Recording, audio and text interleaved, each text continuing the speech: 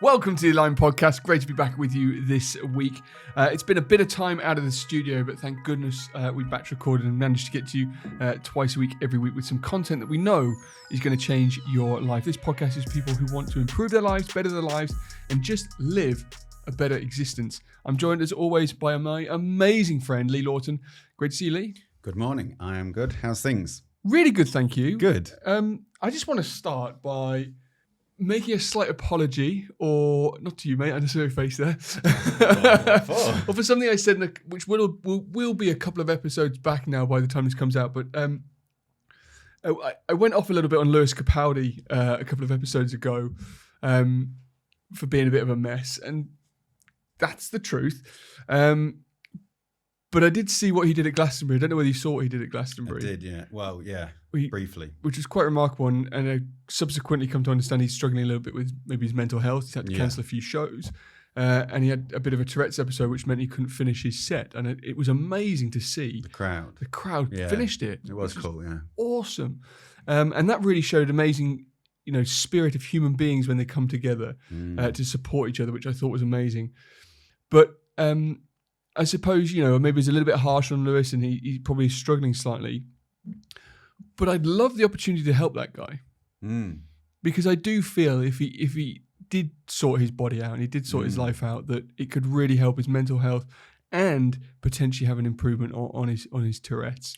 Yeah. And I know you can probably speak to this better than I can, because I've not necessarily been at that place of being out of shape. But I do know that my mental health goes down the pan when I don't train. Yeah. Even from day to day, if I don't start my day off with exercise, I'm starting to doubt myself. I'm starting to have insecurities creep in. I'm starting to get anxious, and it really can affect my mental health. And a lot of times we say, I'll start exercising when I feel better, and it's just completely the other way around. But I maybe was a little bit harsh on Lewis, and I don't know what you've got to say about it, but if anybody knows him, I'd love to be there to help him. Yeah, I agree with you. The physical health aspect of things will definitely make him feel better mentally. Yeah. I think once you get that in place, it's like depression and anxiety. If you are doing the right things, yes, some people are clinically depressed, but I truly believe that everybody can make their depression and anxiety less if they work on themselves and physically get themselves into good shape. So yeah, I think it would definitely help him. I don't know about his Tourette's, but maybe. Maybe. I know he's seen a chiropractor before for it. Has he? And I know I could help. Yeah. I do know. But the biggest thing for me is that guy has such a gift and such a talent. Yeah, he does. And everybody listening to this in their own unique way has a gift and a talent. And we only have a finite amount of time to bring that to the world. It's why we do what we do. It's why personal development is so important, that you can have that confidence, ride that wave, and really bring those talents to the world that make a huge difference. So important. So, Lewis, I'm sorry. And I'm here to help if I can. But anyway, we've got some amazing questions for the show today. We've got a Q&A episode, which is brilliant. We've got two really good questions from one of our listeners. So let's just read the first one and let's approach that, and then we'll get on to the second one. Cool. I think we'll start with this one first. The context of the question is, this gentleman has started a new business and he's getting caught up in the day-to-day, lots to do, no time. And he asked the question, I'm so busy, what is okay to let slip? So, for instance, I'm super busy with my work and I don't have time to go to the gym, or I'm super busy with my it could be your gym and I don't have time to do the work, or your relationships. He's like, what is okay at this time when I'm in the grind at the very start of a business? What's okay to let slip? What's okay to let slide? So I thought it'd be great to tackle that question. What's your thoughts on that, Lee? I think before you ask yourself that particular question, you should ask yourself what's okay to delegate and what is really important, and what am I doing that I perhaps actually don't have to do. So prioritize, I'd say. First of all, like if there is something that someone else can do, hire somebody to do it if you can afford it. If you are doing things like the day-to-day stuff, little tasks, it's very easy to get caught up in the weeds and be doing the things that you think at that time are desperately important. But if you actually look at it and prioritize properly, probably some of them are not that important. So probably put those on the back burner, and anything that doesn't need doing right now, put that on the back burner for a little while as well. But yeah, prioritize first, I would say. I'd say it's definitely true. Priorities, it's so easy when you're starting something just to be busy, and you have this huge list. You do a little bit of something, then you do a little bit of something else, a little bit of something else, to feel like you're being busy. Yeah. When actually, take one task, see it through to completion, and then move on. You know, I see the same is true. I went into the gym today. I did a post on it. I said, "What's the difference between a coffee shop and a gym?" And it's the fact that in a coffee shop you go for a chat and in the gym you go to work out. But the people in the gym didn't quite realise that this morning because there was more gassing and conversation happening than actual workout. But my point is, go to the gym, do the gym. Go to work, do the work. Go home, be with a family. Monotasking. Exactly, which is a huge thing. This notion of multitasking, which is ridiculous. Yeah, it's non-productive. So I think you're right. I think for the first thing is prioritizing. And just taking that list, that to-do list, and saying, well, what here is actually really important? How do you run that? Like, how do you take, when you start something new and you've got all these things, how do you go, right, this is actually what I need to do? Needle moving tasks, you mean? Well, most of the time it's a form of sales or bringing in the most important thing. So Hormozy says the most important thing in a business is acquiring new customers and making those customers worth more money. So I'd probably say those two things. Like, go from there. And it's so true. Like, everything else is meaningless, really. If you're starting a new business, you can go, oh, I've got all this stuff to do. I've got to contact the electrician about that plug socket. I've got to get that decorating done. And all that stuff can go on a to-do list. But like Hormozy says, if there's no new patients coming through the door, new business, you're not going to make any money. And by selling to them, once you've sold them, you've proved that your business is worthwhile, and therefore you can continue the growth. So I think the other thing that makes that easier for people is actually pausing, taking a step back from the list and thinking, where am I actually trying to go? Like, what's the objective here? So if your objective is to see 30 new patients a week, 100 patient visits a week, what do you need to do to move that forward? It's not paint the bathroom. No. It's get the people through the door. And all this stuff needs doing. But like you say, could you delegate that out? Or could you shelve it, delay it? And when you've served more patients, you could probably afford to pay someone to do that. So the most important thing is to contact me at lee@blitzdm.com.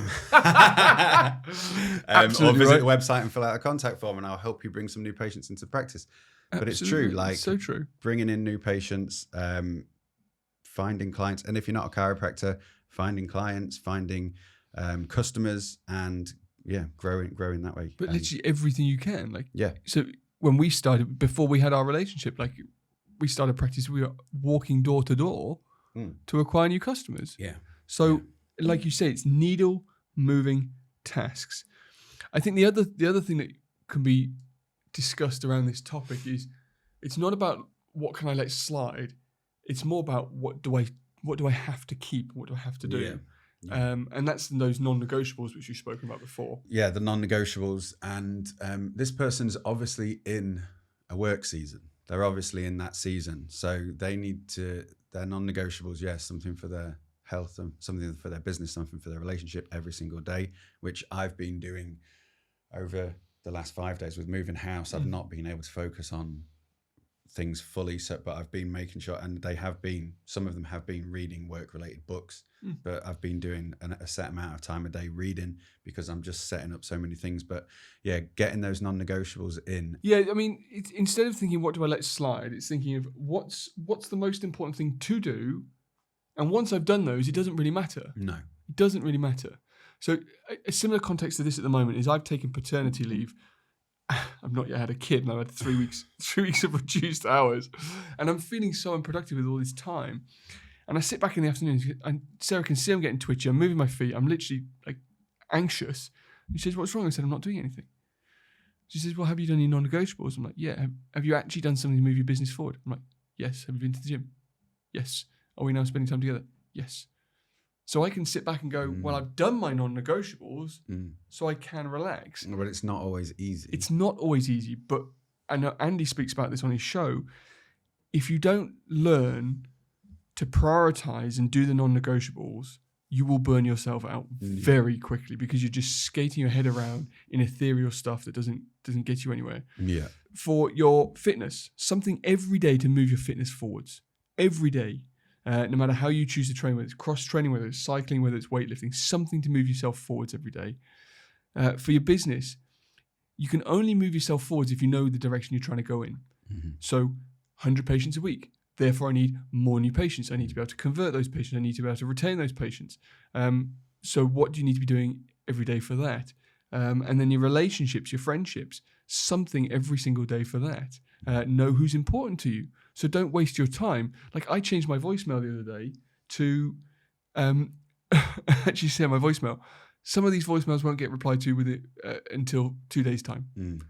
To help people understand that if you're not important, I'm not going to waste my time with it. Yeah. So know where you're going, have your non-negotiables. Once you've done those non-negotiables, you have moved yourself forwards so you can relax. Mm-hmm. And that's the main point I put to this question. And then lastly, just a few things. I had a little think about things that you can let slip.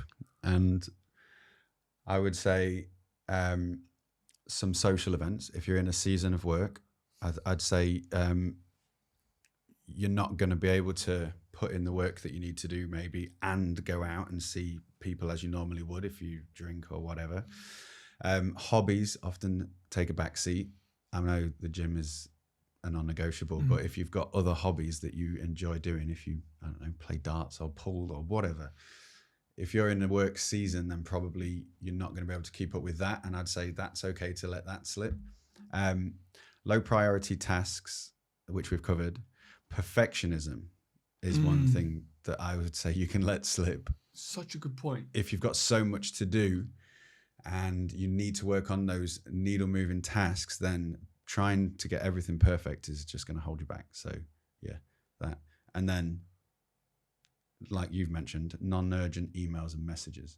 Yeah. Like email, like fuck your inbox for a bit. Like it's so true. Full of shit. Probably. That's such a great point. And I never even thought of it that way. That you can let things slip, and it's the non-priority stuff you can let slip. Have you got anything else on that question? No, I hope that helps. I hope that helps, and good luck to you with that. And I'd like to hear how you get on. Yeah, let us know. Cool. So question number 2 is how to call yourself out on the bullshit when you don't see it.